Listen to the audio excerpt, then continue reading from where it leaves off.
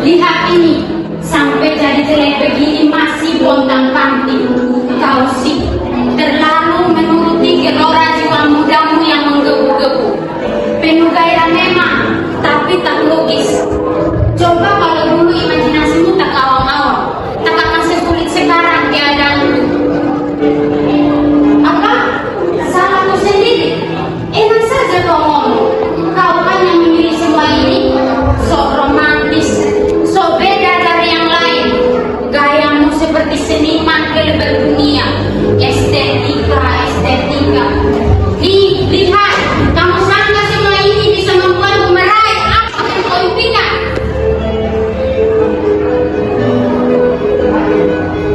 Coba kalau dulu kau bersikap seperti teman-teman sekelasmu, berpikir dan bertindak sebagaimana anak yang waras pikirannya, sekolah dengan baik, hidup tertib, menggembleng diri supaya lebih menguasai nilai yang lebih bernilai guna. Kamu malah edan-edan yang fiksi, puisi, seni. Alah, brek. Inilah hasilnya. Begadang setiap malam demi mengumpulkan semua ide, imajinasi, getaran-getaran lembut dari palung jiwa terdalam. Semua ini tidak bisa dianyahkan lagi. Membayang-bayangi wajahmu sepanjang hayal, mengilhami, menginspirasi, membentuk watak, karakter, keseimbangan. Alah!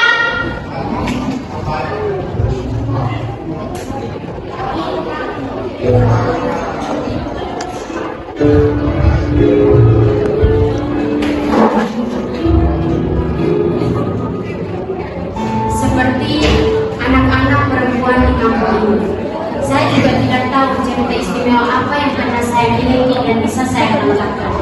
Selain cerita yang umrah dan tak akan mengilhami siapapun. Tapi sejak guru bahasa Indonesia kami menunjukkan sebuah puisi yang sangat indah, saya merasa seperti ada yang dituangkan di dalam kepala dan dada saya, membuat semuanya terasa berbeda. Saya merasa seperti dibimbing oleh kekuatan dari dalam diri saya yang tak habis saya jelaskan. Saya tidak pernah membenci pelajaran-pelajaran yang lain, tapi saya cinta banget dengan puisi. Novel-novel hebat dari pengarang di negeri ini maupun pengarang dunia. Musik, drama, lukisan, tari, semua keindahan dalam karya seniman yang tak habis saya kagumi.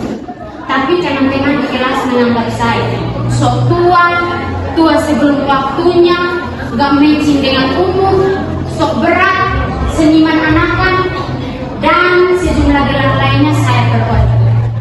Teman-teman tidak mengucilkan saya, mereka hanya senang mengolok-olok dan bisa tertawa langsung bersama-sama.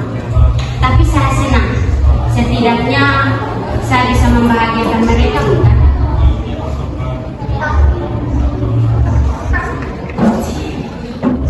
Apa? Aku mengacaukan hidupmu? Aku yang mengakibatkan nasib yang selalu kau lakukan itu? Hei, Nona.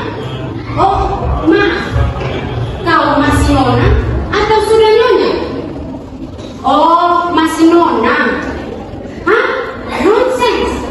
What? Separuh Nona, separuh Nyonya. What the heck? Oke. Apapun statusmu, dengarkan saya. Di usia seperti saya sekarang ini, setiap orang harus membuat pilihan penting bagi hidupnya. Dan saya melakukannya. Memilih. Saya tidak mau ikut-ikutan mereka yang menjalani hidupnya seolah-olah seperti warisan. Tinggal menurunkan tangan dan menerima apa saja yang diberikan. Lalu menjalaninya. Menjadi tua dan mati. Saya tidak seperti itu. Saya tidak mau terus-terusan kau salahkan dengan pilihan saya ini. Saya ingin jadi pengarang, seniman. That is my choice. Jadi kau tak terus lagi menganggap aneh kalau ada seorang remaja seperti saya.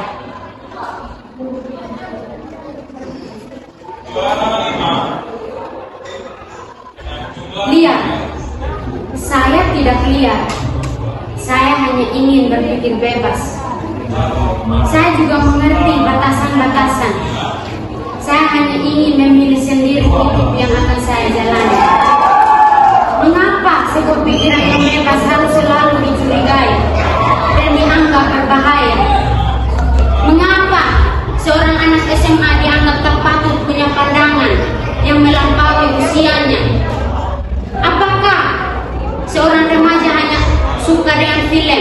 novel-novel percintaan dianggap aneh? Apakah seorang perempuan seusia saya dianggap aneh hanya karena menggemari puisi, sastra? Apakah cita-cita yang benar harus selalu sesuai dengan standar orang banyak? Apakah saya hanya ingin melihat dan menjalani hidup saya dengan cara yang berbeda? Saya tidak mau hidup saya terlalu penuh dengan bui. Saya ingin selalu bergelora, digerakkan oleh tenaga yang amat kuat dari dalam diri saya, dan terus-menerus terilhami. Dan saya menemukannya dalam puisi, musik, sastra, dalam seni. Apa itu salah? Jumlah nilai 1586. Barangkali kalian mulai berpikir bahwa kata-kata saya ini, kalimat-kalimat yang saya ucapkan ini bukan berasal dari alam pikiran seorang anak SMA. Atau barangkali juga kalian mulai berpikir, bahasanya terlalu tinggi untuk remaja. Atau ini sih cuma naskah drama, aslinya tidak begitu. Tidak, ini memang saya. Semua ini keluar dari benak seorang remaja. Kalau banyak di antara kami hanya mengerti bahasa yang gampangan dan kesulitan untuk mencerna bahasa yang sedikit berbobot, itu karena yang diberikan kepada kami terlalu banyak sampah. Beri kami kalimat-kalimat yang kuat yang bisa menggedor jiwa kami. Beri kami bahasa yang punya kedalaman, dan tanpa kami bersusah payah untuk mencernanya, maka kami akan berbeda. Dan kau tak perlu lagi menganggap aneh kalau ada seorang remaja seperti saya.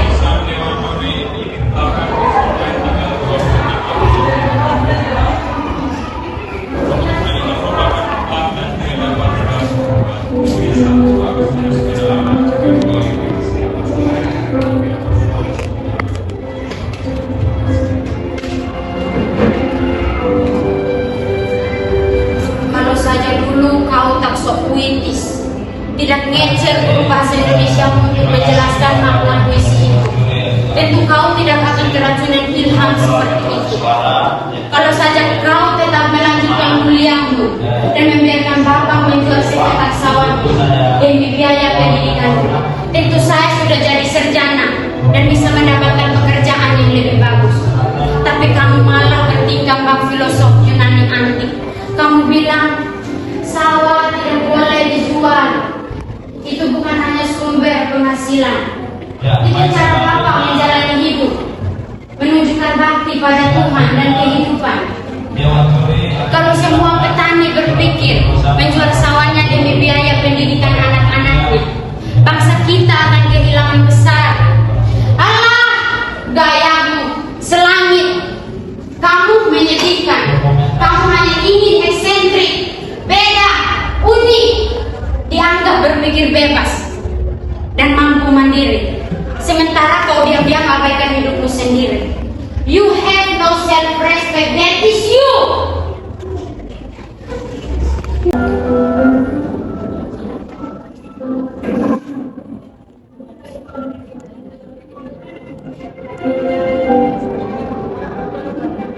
Saya susah sekali mendamaikan keduanya.